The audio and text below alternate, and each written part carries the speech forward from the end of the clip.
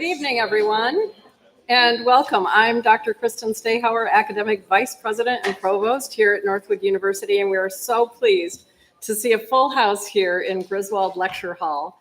Welcome everyone here and also those joining us via live streaming this evening for the fourth in the 2025 Freedom Seminar Series, in which we hear from renowned thought leaders and scholars about current issues pertaining to the freedoms we hold so near and dear.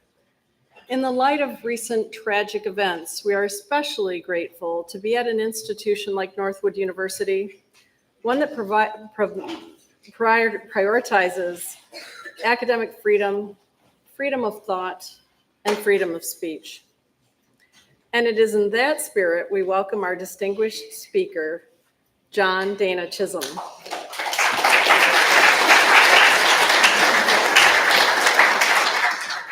He has 4 decades of experience as a serial entrepreneur, CEO, and investor. He's founded multiple companies, one of which was Decisive Technology, now part of Google, publisher of the first desktop and client-server software for online surveys. Today, he heads John Chisholm Ventures, a San Francisco-based entrepreneurship, advisory, and investment firm. Because he has so much incredible cutting-edge content for us this evening, he asked us to shorten the welcome and intro in order to share more content with you tonight, which speaks to his humility, which he said, humility and honesty earlier today in a conversation are the 2 traits that are most necessary for success, and he certainly exemplifies both of those. And with humility, he asked me to cut down his intro, but I can tell you it is very impressive. He's the author and co-author of 2 U.S. patents, and he's also contributed to Forbes magazine. He's the author of Unleash Your Inner Company, 10 Steps to Discover, Launch, and Scale Your Ideal Business, and another book, Integral, a Mathematical Odyssey. He holds bachelor's and master's degrees in electrical engineering and computer science from Massachusetts Institute of Technology and an MBA from Harvard Business School. He writes and speaks frequently on entrepreneurship, innovation, the future of education, and on what forms of regulation foster versus stifle entrepreneurship, innovation, and economic growth. He's also an avid mountain climber. He has summited Mounts Kilimanjaro, Rainier, Shasta, Whitney, St. Helens, and made the round-trip trek to Everest Base Camp. Tonight, he will present on a very timely topic of how to regulate AI and other technologies that pose unknowable risks. Like most new technologies, artificial intelligence poses both predictable risks and unknowable risks. How should AI and these risks be regulated? In the short term, many of the risks can be anticipated by developers. These risks need to be addressed proactively to mitigate both harm and developers' liability. But in both the short and long term, given AI's increasing agency, some risks are unknowable. For these, we will consider 3 regulatory approaches. For each, Mr. Chisholm will consider their impact on safety, innovation, and quality of life. Please join me in welcoming Mr. John Chisholm.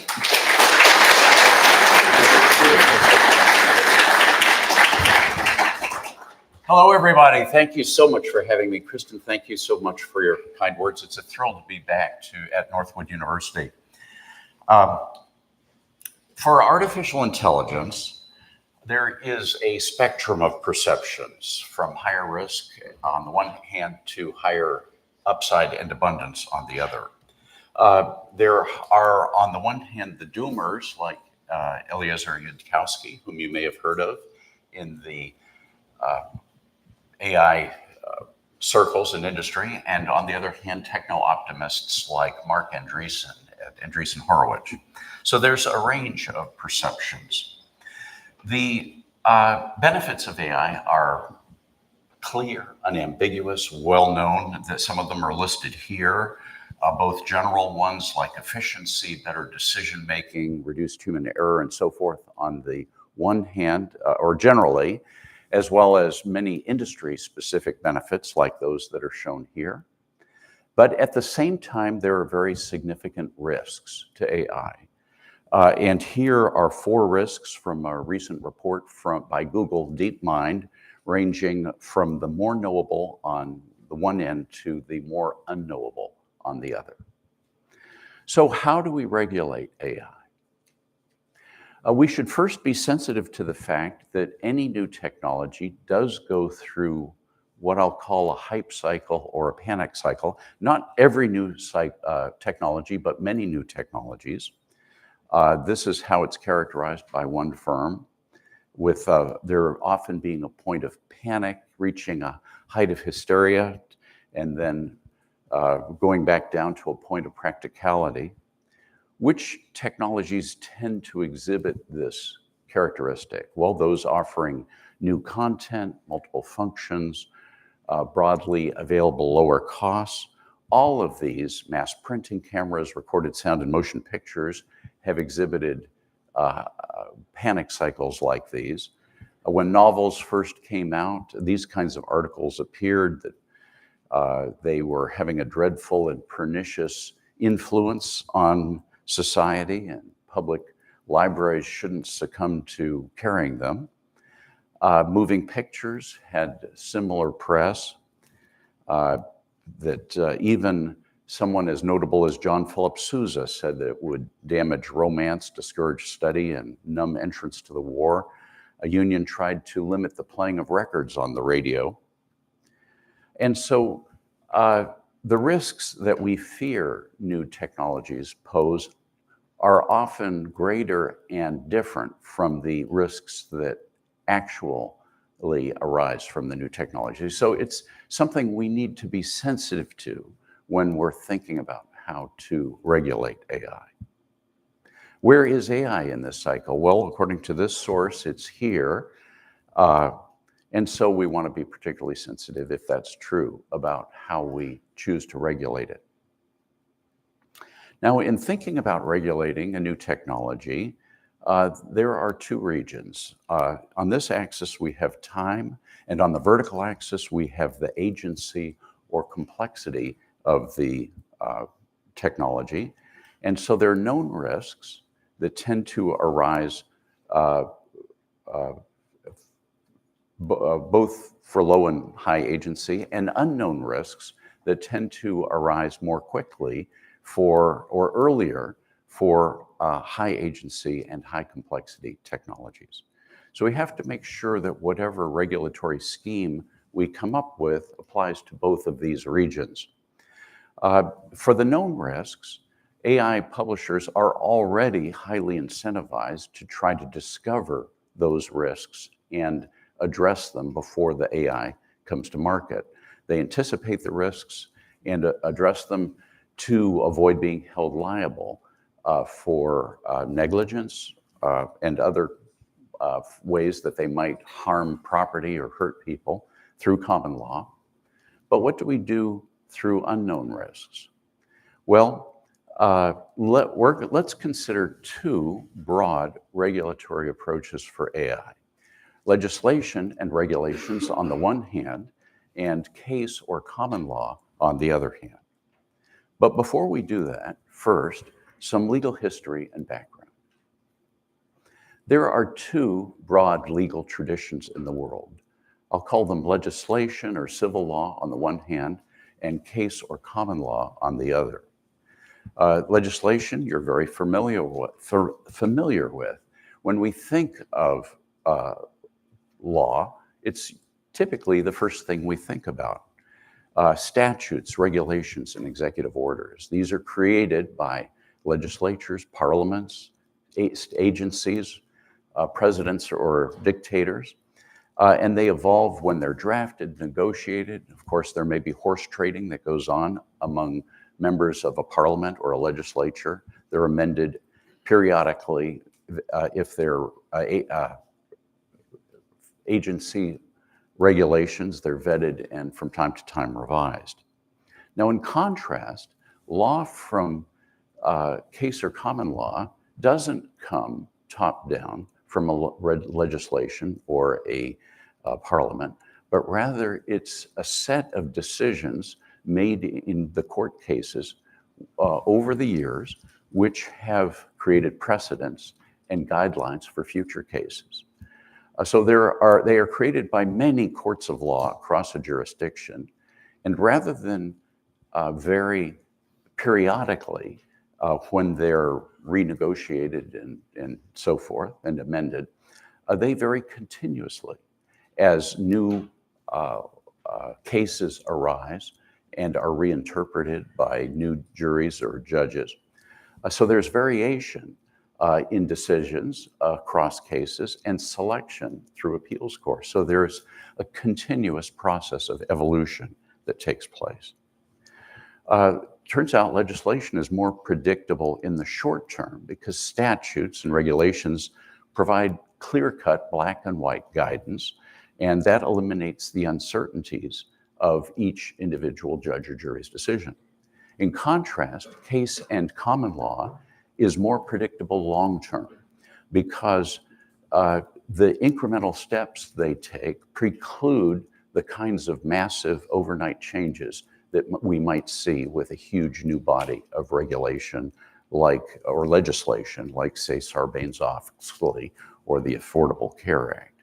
So in summary, legislation tends to be policy implementing, imposed from the top down, whereas case and common law tends to be dispute resolving and emergent from the top up.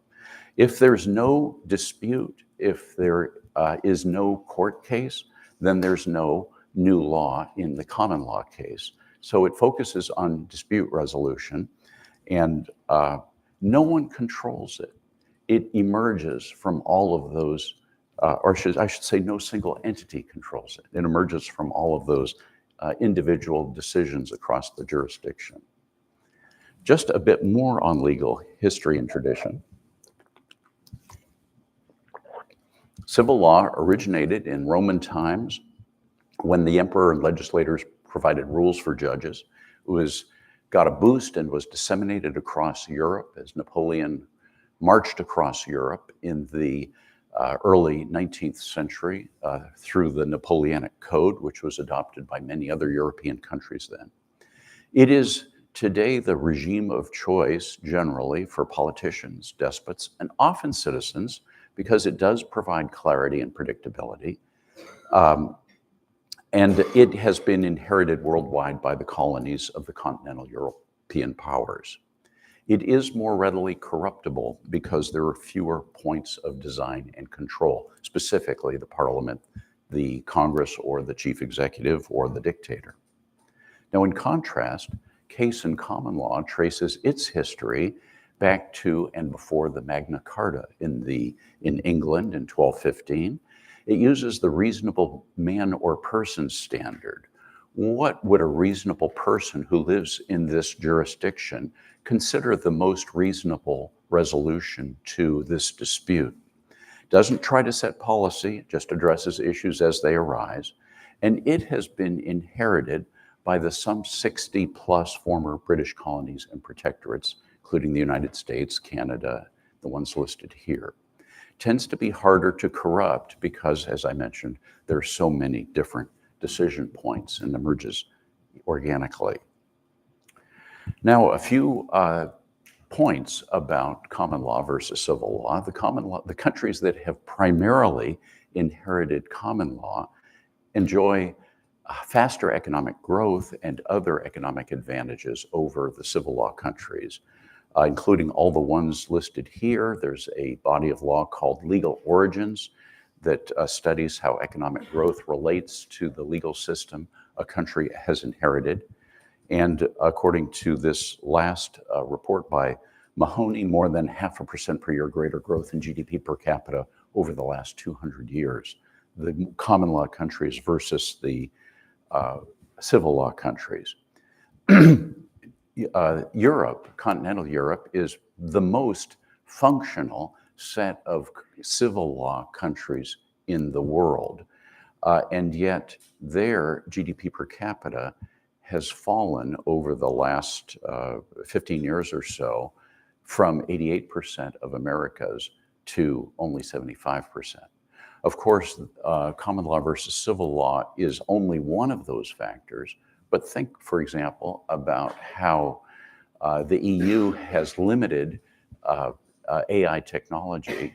That's been a significant driver of growth in the US over the last 5 years alone. And the EU has participated in the AI industry to a very limited extent. This is a famous article in 1977, Why is the Common Law Efficient? By Paul Rubin. And by efficient, I mean the party who can address the harm most economically is the one held liable. And in the article, Rubin explains that if both parties have an interest, if the current rule is inefficient, it leads to more and more litigation until the efficient outcome is achieved. So this is perhaps one of the reasons that common law countries tend to enjoy greater economic growth than the other countries. Here's an example of legislation versus free speech. The US Constitution, First Amendment, of course, and tomorrow is your amendment, your Constitution Day, so I'm sure all of you are aware of this. The First Amendment, free speech, Congress shall make no law abridging the freedom of speech or the press. Now, it's often asked, to what extent did the founders really mean that? No law at all. Did they mean that Congress might make some laws abridging free speech or no laws at all? Well, to get some answer to that question, let's look at the language about free speech in the state constitutions that preceded the federal constitution. All of these states, Virginia, Pennsylvania, New York, have similar language. And similar to that in the US federal constitution, but with an additional proviso. It says anyone may freely speak, write, or publish, but being responsible for the abuse of that right. What enforces the responsibility for that abuse? Well, it's common law, not legislation. And so the founders didn't want or need legislation limiting free speech because it was already addressed by common law. So common law already regulates free speech without legislation. All of these areas, so-called unprotected speech, are restricted by common law. Using the reasonable person standard, stare decisis, which means let's respect precedents if possible, so we're not constantly changing the law. If there's a substantial body of precedent that says that defamation or obscenity should be restricted, let's try to comply with that if we can. This common law has evolved over centuries, so it's very nuanced. There are plenty of cases that deal with free speech that represent every single possibility or case that judges have access to try to pinpoint where this case falls into the body of previous cases. And I'd like to recommend this excellent book by John Hasnas called Common Law Liberalism, that is where I first realized that this point about the First Amendment. So common law is fractal-like. You're familiar with fractals, probably the Mandelbrot set, where no matter how deeply you dive down, there's ever more granularity. Well, similarly, for a body of law like common law, which has evolved over many centuries, through all of the cases, there is just seemingly infinite detail that we can hark to try to determine whether this speech should be protected or unprotected, or whether an event is murder or self-defense, and so on. Now, one of the challenges with with common law or case law, and incidentally, I use the term case law more broadly than common law. Common law I use to refer to the countries that inherited it from Britain. But as I mentioned, every country in the world, including those that aren't British, use some element of case law. One of the challenges is identifying the relevant precedents. And AI mitigates these and other key challenges that are shown here. So one of the key things that has made AI, common law or case law, and particularly impractical, can now be made practical because an AI can look at thousands of cases, pick out the one or ones that are most relevant as precedents to the particular case in hand, analyze them, and provide guidance. Incidentally, all of these countries claim to support free speech, North Korea, China, Iran, and so forth, despite the fact that they have legislation that substantially disallows it. Now, there are many driving forces towards legislation and the ensuing state or federal agency regulations that arise from that legislation. Fear or panic, as we've seen from the previous technologies where they tried to limit the use of new technologies. Political pressure on officials to take action and signal virtue. Agencies are risk averse. If a single person dies from a new drug which is allowed, that is very visible and embarrassing to the FDA, the Food and Drug Administration. But if 10,000 people who could have survived did not survive because a drug wasn't made available, that's much less visible, isn't it? So the risk aversity of agencies is a factor that drives agencies to recommend against allowing new things and more legislation and restrictions. Industry incumbents welcome barriers to entry because new regulations are hard to comply with, and that makes them have less competition. Investors want market and industry certainty. And again, as I mentioned, people who never experienced the benefits of new technologies, if they're disallowed, don't miss them because they never had them, so they don't complain. Legislation has substantially supplanted common law in the US over the last century. A century ago, most of the law in the country came from courts and cases. That's the big green arrow there. And most of the legislation was simply the codification of common law to make it more concise so you didn't have to go through all those cases. And that was fine because that legislation had enjoyed the benefit of all of that process of variation and selection over a very long time. And because government was small, the public choice effects were relatively small. When I say public choice, I mean factors other than public welfare that affect public policy. Well, fast forward to the present, and we have a much larger body of law that is primarily statutory and regulatory. Probably the biggest single factor are these public choice effects, cronyism, power accumulation by agencies, appeasing special interests, virtue signaling, and so forth. And common law is becoming a relatively smaller part of it.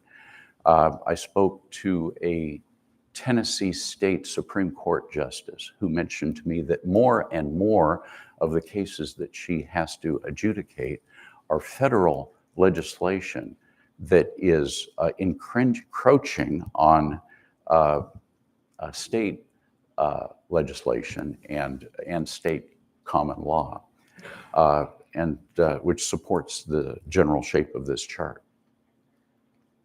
So let's return to our two broad regulatory approaches. Which federal agencies should we consider as models for regulating AI?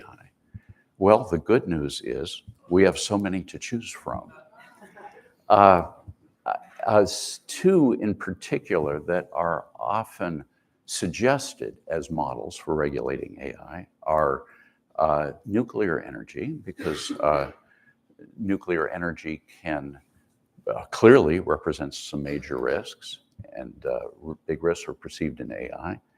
And also another one is the Federal Aviation Administration, which has to administer aviation and drones, for example.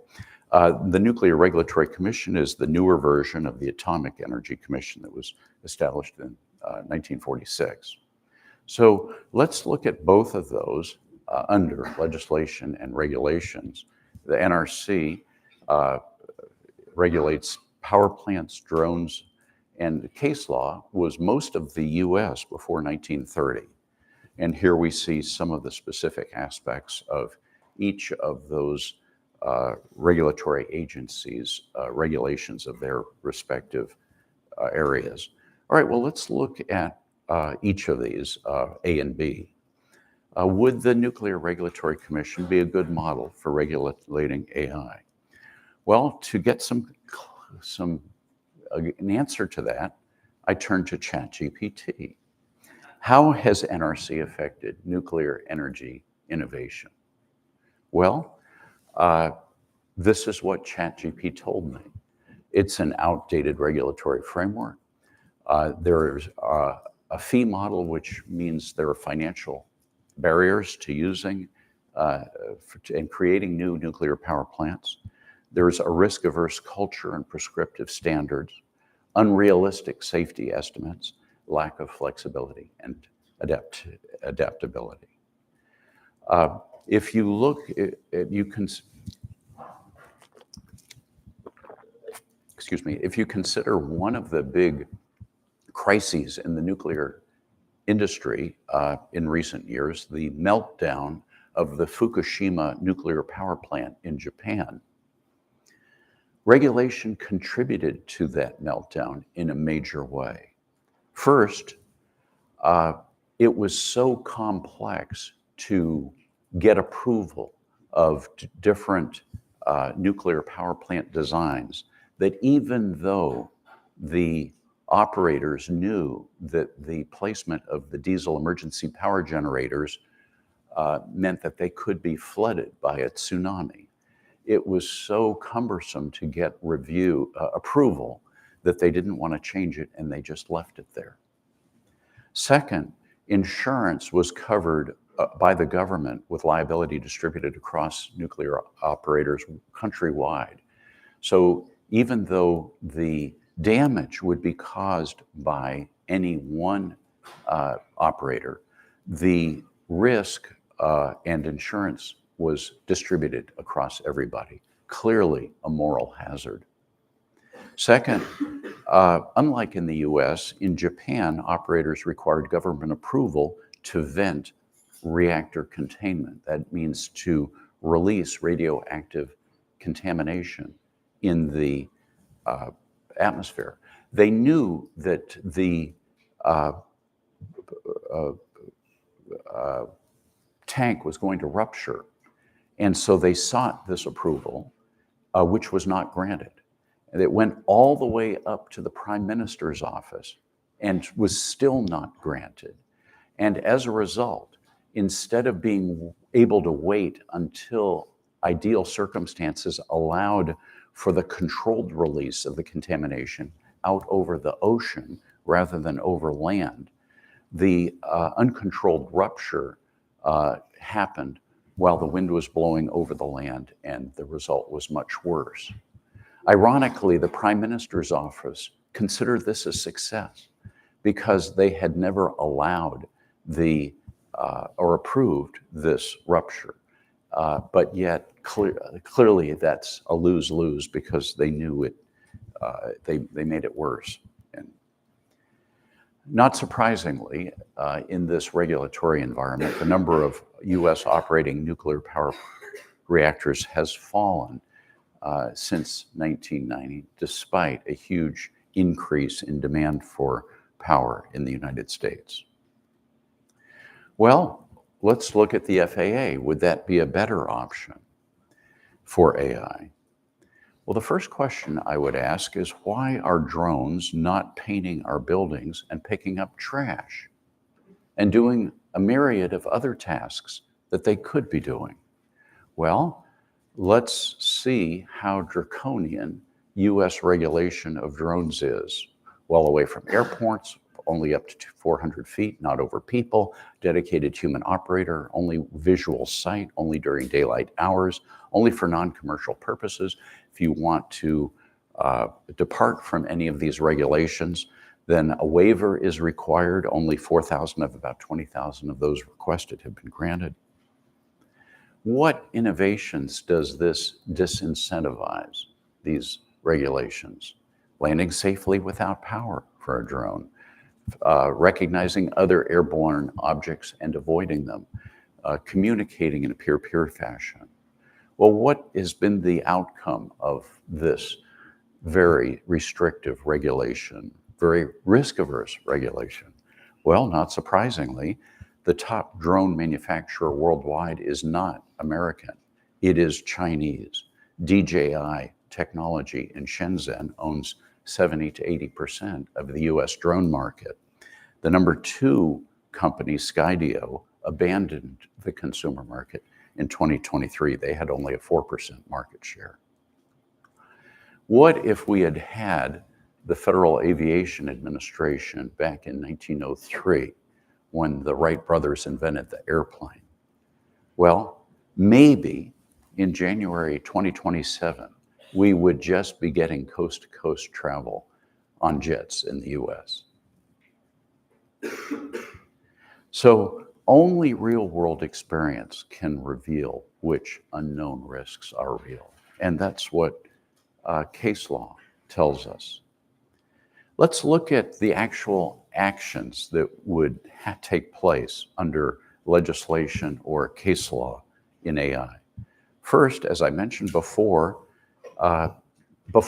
any harm or damage occurs, AI firms are strongly incentivized to prevent known harms and anticipate and deter possible harms. They do this through safety and security testing, red teaming, which means adversarial testing, where you have one AI that competes with another AI to try to find the bugs and flaws in the AI. So what would happen in this early stage? Well, under legislation, an agency sets safety standards and perhaps requires permissions or waivers to bring the AI to market. In contrast, under case law, there's no action. If and when damage occurs, of course, the AI firm will update the AI to avoid future harm, damage, and liability.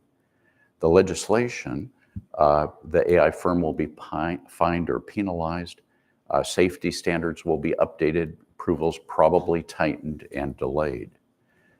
And in the case law scenario, the judge or jury will determine who's liable, if there's liability, if so, who, and what the penalty is or compensation is, and then a new precedent will be established. Now, some people just don't think case law is enough, strong enough to address the risks that AI or other new technologies suggest. Well, let me give you 2 examples of the force of case law alone.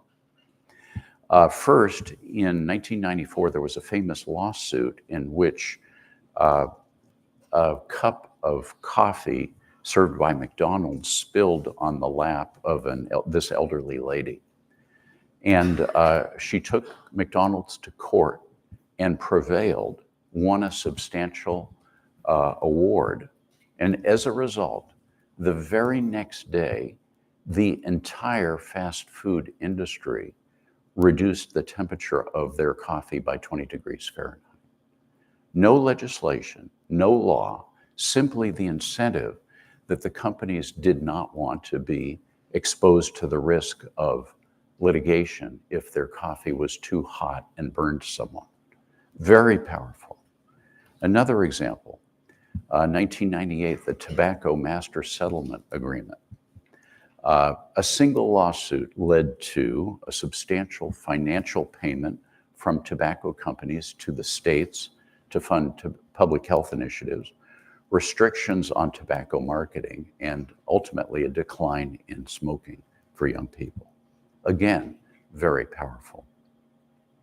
So common law provides ample force to regulate AI. AI developers could be held liable if any of these cases, under common law, if any of these cases apply: design defects, inadequate warnings, manufacturing defects. There's a strict liability under some circumstances, no matter whether it was negligent or not. If it did harm, the publisher is responsible. And defamation, if the AI generates false or damaging content, fails to act with reasonable care. I've mentioned negligence already.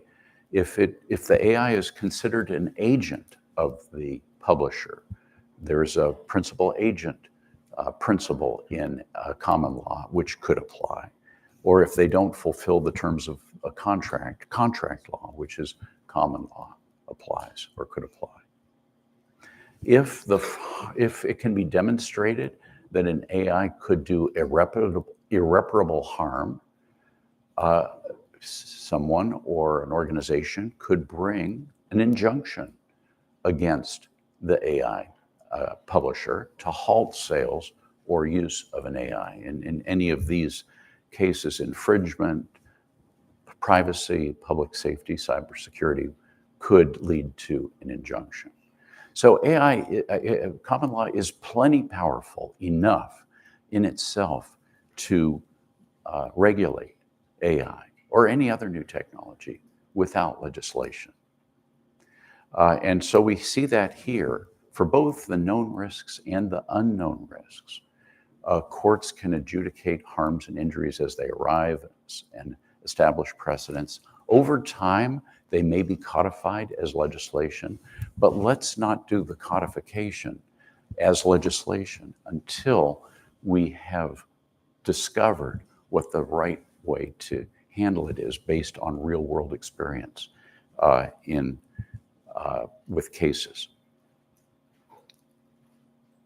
So, in summary, the more innovative an industry is like AI, the harder it is to predict, and the more case or common law is needed to regulate the industry with the fewest unintended consequences.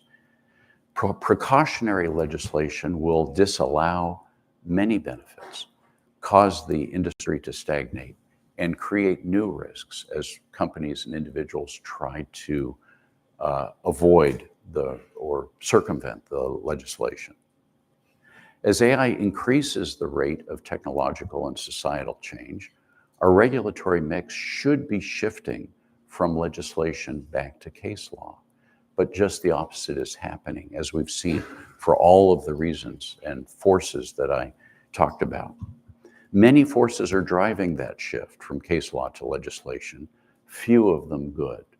Virtue signaling, federal agency empowerment, cronies seeking barriers to entry, public choice incentives, and so forth.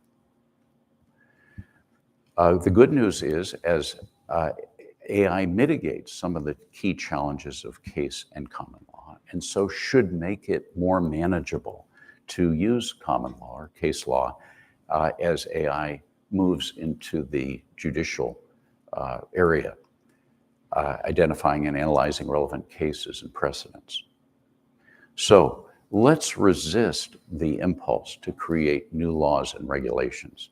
Instead, let's let courts adjudicate harm and injuries if and when they arise, assign liability, and establish precedents grounded in the real world.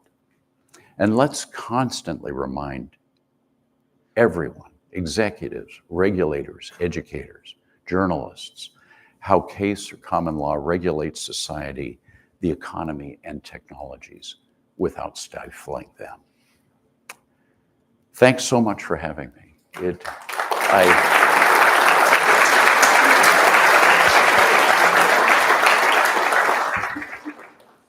I understand there are some questions, and how are you?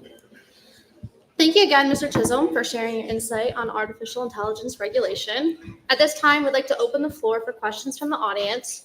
If you have a question, please just raise your hand and AJ will come around with the microphone so you can directly ask. Is it on? Okay. Hello? Okay, yes. To get us started, I will begin with asking a question. And obviously, if you have a question, just raise your hand. You spoke a lot about regulations, mainly in relation to businesses, but some people worry that AI will take away from the value of human skills like creativity and critical thinking. From your experience, how can AI actually help strengthen those skills instead of replacing them? Well, it's a good question, and I do think it's one we need to be sensitive to. Let's see here. So generally, I see AI as having the potential to enhance our creativity. We can consider a lot more possibilities if the AI helps us winnow options down. And to, their creativity involves considering lots of designs, possibilities. It's like opening a bunch of doors and seeing what's on the other side. Many of those doors won't lead anywhere, but a few of them do.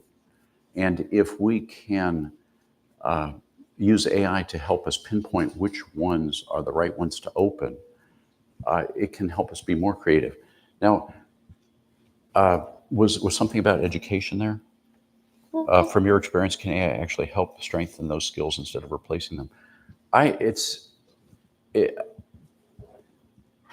is important to learn some things without the benefit of AI, just as it's important to learn about some things without using a calculator. Knowing that 7 times 6 is 42 is really helpful to me and to each and every one of us when we look at a price, when we're looking at the bill, getting a sense just by glancing at it whether it's right or not. I know that 7 times 6 is not 121. And so memorizing the multiplication tables that all of us do, or I hope will continue to do even with AI, is really helpful. Basic writing skills, same thing. So I do think that AI even shouldn't replace these fundamental things, but once we have command of some fundamentals, it can let us consider more possibilities than we'd be able to otherwise. So I don't know if I've answered that question, but those are some thoughts on it. What's next? What is the biggest misconception about working in the AI field or anything relating to it that you would like to clear up for students today? Well, here's one. We hear a lot that AI is destroying jobs or will destroy jobs. Who has heard that? Virtually all of us, great. And it's absolutely true that AI is and will destroy jobs. But here's the other side of that. It also creates lots of jobs. I'm not worried about jobs being created, about jobs being destroyed, because the net number of jobs, I'm confident, will be greater. Here's an example to make the point. Consider the US in 1880. At that time, the population of the US was about maybe a tenth of what it is today, maybe 30 million people instead of some 300 or 350 million people. Back in 1880, some 80% of the US population was engaged in agriculture. So it took 80% of the US population to feed a population of 30 million. Fast forward to today, 150 years later or so, 2%, just 2% of the US population is engaged in agriculture, feeding a population of more than 10 times as much. Plus, a lot of the food that we produce is exported overseas. So if you had said to someone back in 1880, in the future, only 2% of the US population is going to be able to feed such a huge population, it would be inconceivable, wouldn't it? Well, in the same way, the possibilities that AI is opening up for us, I think, are generally inconceivable. It's much easier to see the jobs that are destroyed by AI than it is to see the new jobs that are created. Because the jobs that are destroyed are all around us. We can see them plainly. The new jobs that are created are much less visible. It takes innovators and entrepreneurs sometimes years to create them. Look at the new field of prompt engineering, how you prompt and guide an AI. That field did not even exist 5 years ago. That's one small example of a whole new realm of jobs that are being created by AI. So that would be the biggest misconception that comes to my mind. Do we have any questions in the audience yet?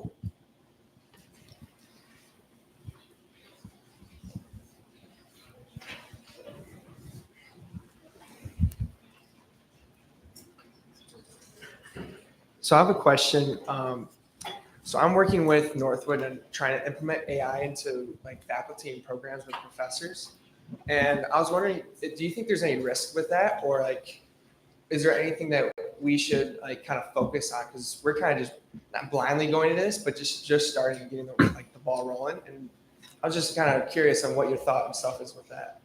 Well, the question is, how should AI be introduced into the classroom here or at any university?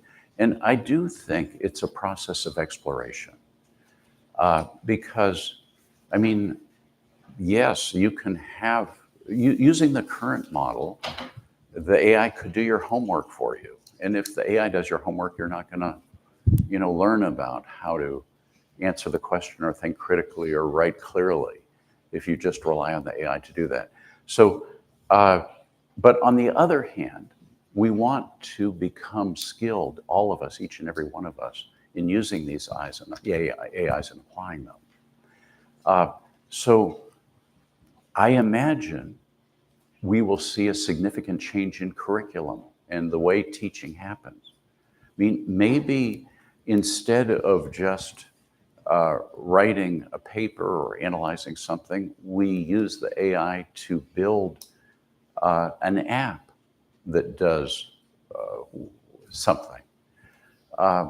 So I don't have a specific answer, but I do think that both the way that we teach and the way we test will need to change, and what we're teaching will need to change. I mean, at a minimum, I can imagine tests not allowing AIs or any use of electronic devices. I understand some universities are going back to the old blue booklet where you had to write by hand.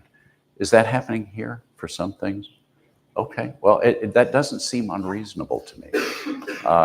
But for at least some of the curriculum, but for other parts of the curriculum, we're going to want to change it so that we're focused on applying and using the AI.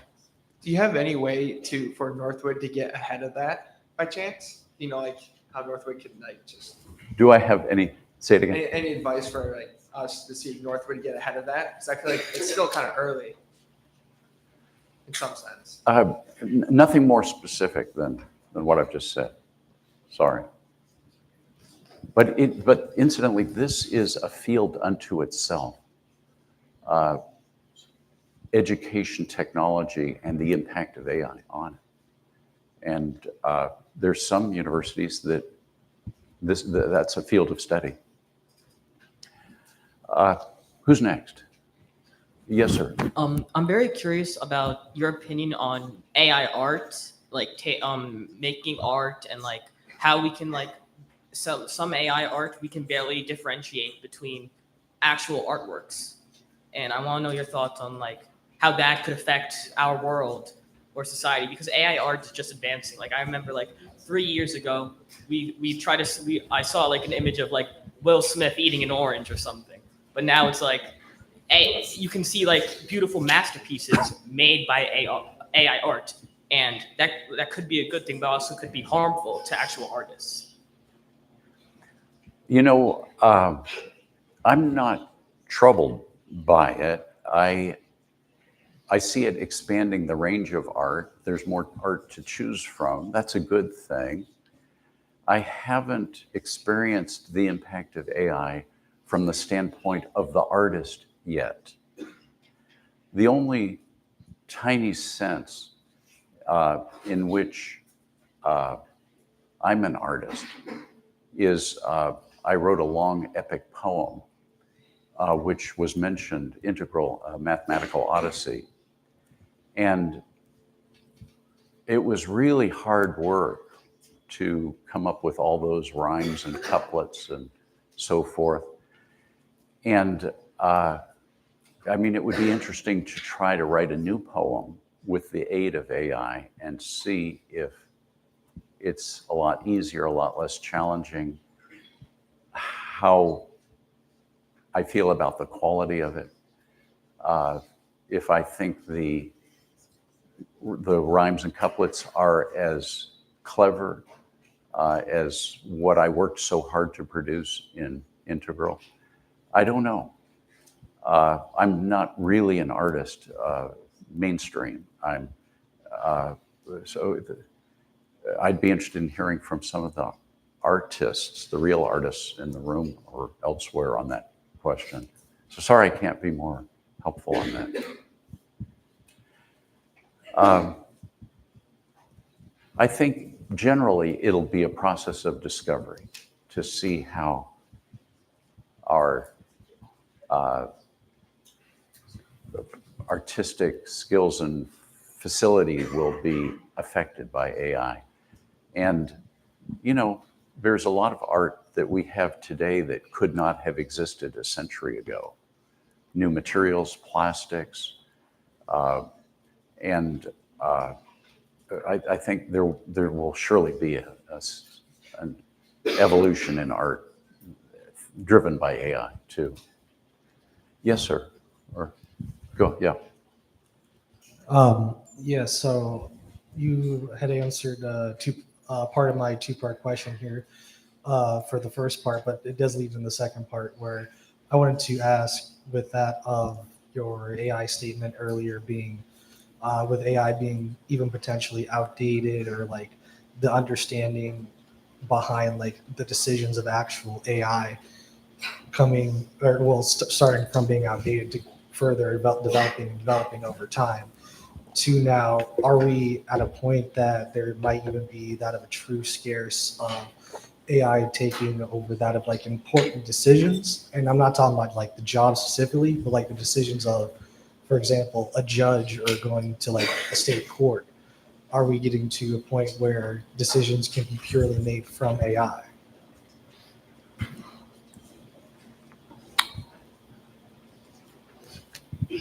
I'm not sure. The question is, will we get to a point where decisions are actually are made like a judicial decision or an executive decision in a corporation will be made by AI?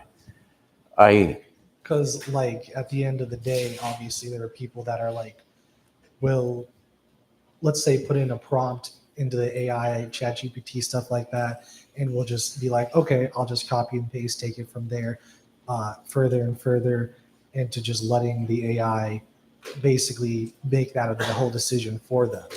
So there are two aspects to the question of whether an AI can or will make decisions for us. It seems to me one is whether it's able to make the decision, and two is if we want the AI to make the decision.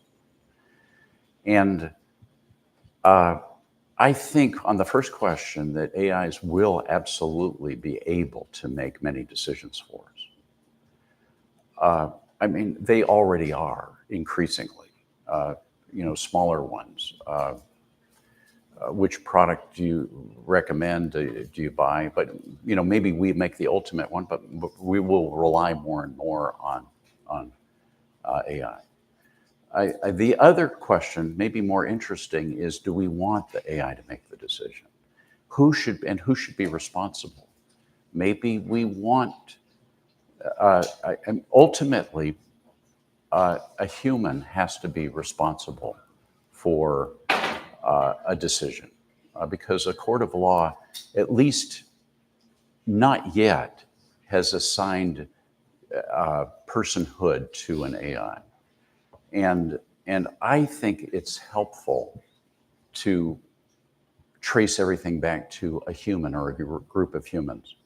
You know, in common law, there is a body of law called dangerous animal laws.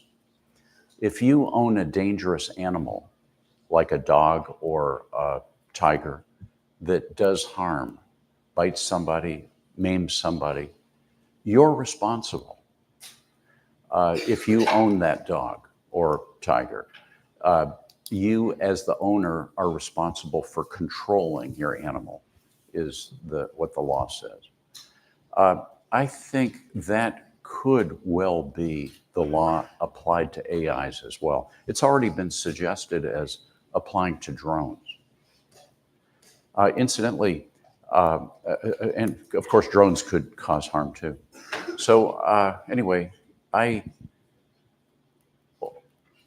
ultimately, for many decisions, a human needs to be responsible. And the AI may advise the human, but a human will, either a judge or a executive will have to make the last decision. One more thought about drones, somewhat related. Drones can also carry cameras with them. And of course, those cameras can intrude on people's privacy. When is it okay or not okay for a drone to peep into somebody's window? Well, peeping Tom laws have been an element of common law for centuries. It's not okay to peep into somebody's window unannounced. And again, these laws have evolved over the centuries as cameras became more sophisticated and it became disallowed to photograph and then take a video of somebody without their permission. Then the common law had to address questions like, how far away can you be? And if you're just taking pictures and videos in general, is that an infringement of someone's privacy or not? And so you can see the infinite range of possibilities and trying to decide where you draw the line between what's an infringement on freedom, on privacy or not, is there's a continuous infinity of possibilities. So, but yet the body of law from common law is extremely nuanced and addresses all of those, including many other issues, like what kind of magnification do you have on the camera and the video.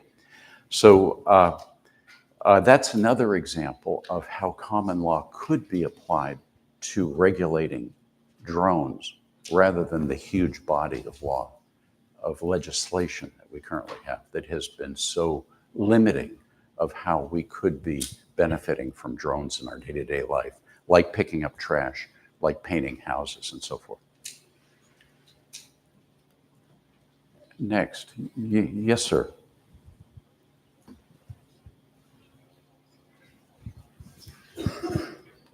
This is a technology question and a investment question. Why is AI so complex in its algorithms that it takes an immense computing amount of capability? And even to think of the power supplies, which is just electrical, that's required to drive those. How will that technology be impacted with simplification and innovation? And will that affect future investments? Thank you. Well, there's a lot there. I mean, training the large language models, as you know, takes huge databases and memory, and bigger than anything we've had to deal with before in computer science. You asked something about, will the technology change and change that? I think it has lots of different ways it could go. We've seen from this new, relatively new AI from China, that it uses a much smaller database than the American ones do, and yet performs very well on a range of different questions. And I think that gives just a flavor for one direction that the AIs could evolve in. Right, the amount of power consumed is yes, huge. Maybe that will be a area too where we can do things more efficiently. I think one of the things which is good is that it's renewing interest in nuclear energy, AIs. And I talked about all of the regulatory obstacles to AI, to nuclear energy that have accumulated over the last century, over the last decades. Nuclear energy is much safer now than it was 50 years ago, and yet the regulations still reflect the old models. And I think this too is a problem a lot of people are working on, and so we should see progress in being able to use these AIs or operate them with much less energy than we currently do. Another related question that I'm very interested in, I'm guessing you are as well, are the stratospheric valuations of AI companies sustainable? And I would generally think no. And that just as we saw that hype cycle, and we're close to the hype cycle, I would expect there to be, especially as more and more competitors come into the market, that the valuations will decline at least somewhat. But mostly you've raised a bunch of good questions that I don't think anyone has answers to yet. Yes, ma'am.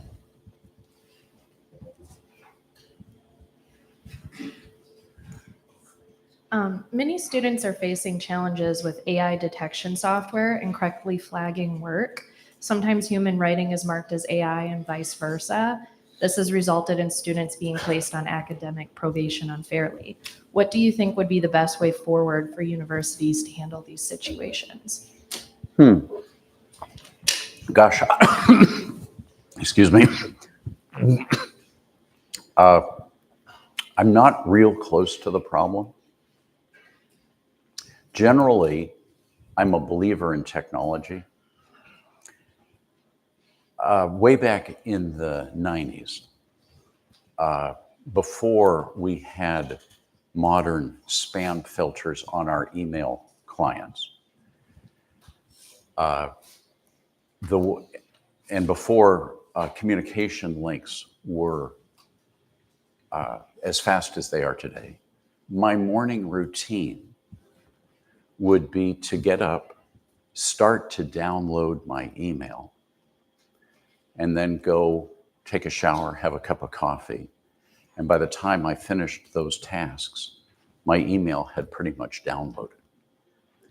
Now, 99% of that email would be spam, but there'd be a few nuggets of real emails out of those hundreds of emails that I was really interested in. So that was clearly a productivity limiting effect. And it's been solved. You know, I don't have to worry about that anymore because of better spam filters and higher bandwidth. I generally think we'll see that kind of improvement for things like misinformation and for, well, what you talked about is an example of misinformation, when people think you're using an AI but aren't, or vice versa. And I would think it's just a matter of time before we can have a feature on our systems that is like an expert or staff person, a researcher, looking over your shoulder while you're working, who, as soon as something comes up on the screen, goes off and does a ton of research and then comes back seconds later and tells you, you know, this has a certain probability of being true or false. And so I would think this kind of problem that you're talking about in the classroom will also be amenable to that kind of technological improvement eventually, hopefully sooner. Yes, sir, or no? Anyone else? Here we go.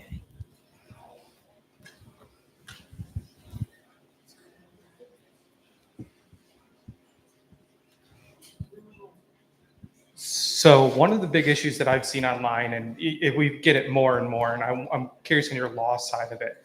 We've seen a lot of deep fakes and stuff like that of people that are getting impersonated by AI. And even to this day, you can go on Instagram and any one video, people are in comments like, hey, is this real or not? I mean, the Charlie Kirk incident, there was a wave of people that were like, oh, this is fake, this is AI. Obviously, we know for the case now that it's not, but during that, how would you think legally they should go about stopping that type of videos and stuff from surfacing? Like, how do we stop AI from, not necessarily stop AI from producing, but having the availability to fact check those types of videos? Well, the defamation is absolutely a feature of common law. And if someone feels they have been defamed by an AI, they can absolutely bring a case against the publisher. And I'm not too close to the specific cases that are happening right now, but this is one of the more obvious legal cases that are being made against AI right now. And again, how are we going to address this in the future? I see it as a constant one-upmanship between the quality of the deep fake and the ability to detect the deep fake. And it's just going to be a continuous battle, I think, where there's constantly this kind of ratcheting up. And you know, impersonation and fakes have been around probably for as long as humanity has been around, and it's still a problem here in 2025. And I don't see it as going away, but it'll, we'll have stronger tools to, and it'll become more competitive. So I see the problem evolving, but not going away.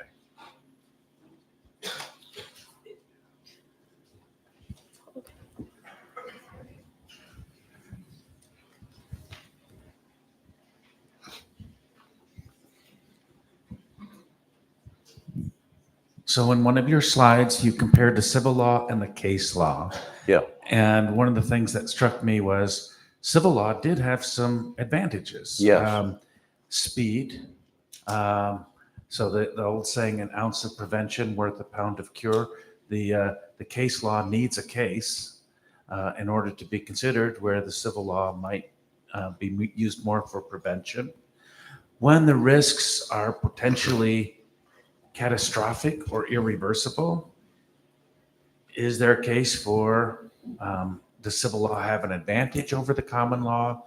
And this is a general question, not necessarily for AI specifically, but could you talk about the trade-offs there, speed and these catastrophic risks? Is it ever acceptable or even preferable to use civil law? Well, it's something I'm very interested in. What are the boundaries of where one is better than the other? The longer I look into it, the narrower and narrower I think the boundaries of civil law, where civil law has an advantage over common law. But I wouldn't go so far as to say, as some do, that there's no place for civil law at all. John Hasnas, in the very excellent book I recommended, he's a professor at a Georgetown Law School, would take the more extreme position that I think that there's no place for civil law at all, or no need for it at all.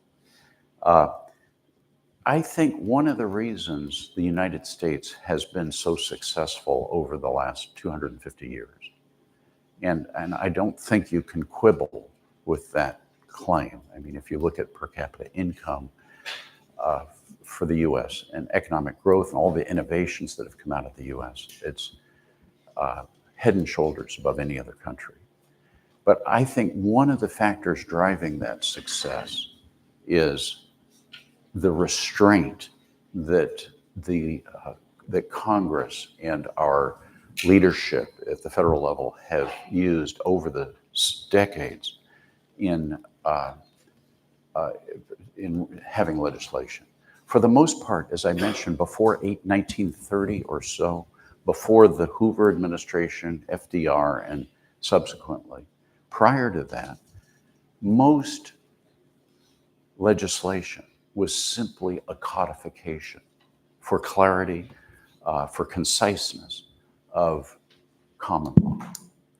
And as a result, it was a very lightweight regulatory body on freedom and commerce and free exchange in the US. That started to become heavier and heavier in the last century. And it's a best kept secret, it seems to me, that the US was primarily a common law country until about a century ago. Nowadays, when I talk about law, people don't think of common law, do you? We think of legislation because it's in the news, it's what impacts people, people agree with it or disagree with it. It's like a big opportunity to get something more than I might otherwise if I can get the law in my favor. All of that effect is relatively new, like within the last century. I don't mean to overstate it, not all of it, but much of it. So wherever the dial should be between civil law and common law, we're way over on the civil law side now. And we are moving further and further in that direction, eliminating what used to be such a huge differentiator for the United States relative to Europe and much of the rest of the world. That troubles me. What are your thoughts? Well, I actually had a follow-up question, which was, could the common law, if one of its disadvantages is perhaps its speed, Yeah. could the common law, or maybe has the common law evolved in ways that could make it more responsive, speedier, and more adaptable than it perhaps has been? Well, I mentioned how AI can help accelerate the process.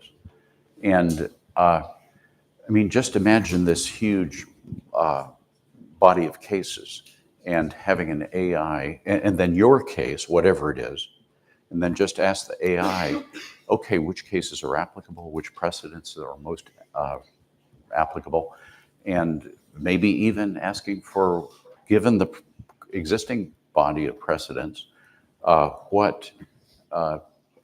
would this case come out given this body? And maybe even the AI could tell you this factor, and this factor are new in your case that have never arisen before. And so just pinpointing and isolating all that can hugely speed up the legal process and the decision making, and let judges make better decisions, I think. It appears that we have hit our time. I do invite everybody to continue their discussion at the reception to follow. To officially close out the evening, I would like to invite Madeline to the stage.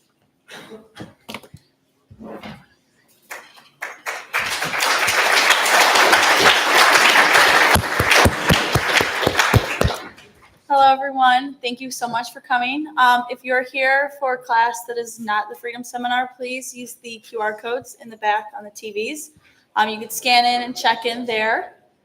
It is just 1 week away from our next event, Stewards of Liberty, the Northwood Idea through the lens of Hayek's Road to Serfdom and Rockefeller's faith in the individual. It'll be presented by our very own president, Kent McDonald. It'll be in Plaster Room 120, 121 here at Northwood, starting at 6 p.m. Followed will be a short reception, and hopefully we could see you all there. Thank you guys for coming. Have a good night. Thank you.